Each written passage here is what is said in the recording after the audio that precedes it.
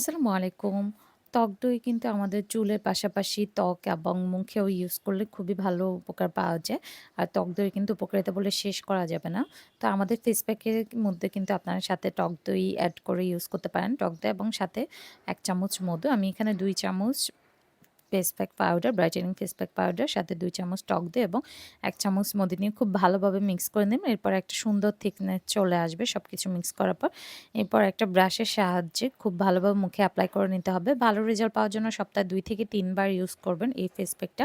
এই ফেস প্যাকটা ইউজ করলে আপনার ত্বক ব্রাইট হবে এবং ত্বকের কালো দাগ চলে যাবে, ব্রণের দাগও যাবে এবং ত্বক অনেক সুন্দর সফট এবং সুন্দর হবে। তো যারা আমাদের এই ফেস প্যাকটা এখনো ট্রাই করেন না, অবশ্যই নিয়ে একবার ট্রাই করবেন। এরকম একটা ফেস প্যাকের সাহায্যে কিন্তু আপনারা খুব ভালোভাবে মুখে ফেস প্যাকটা এপ্লাই করতে পারবেন।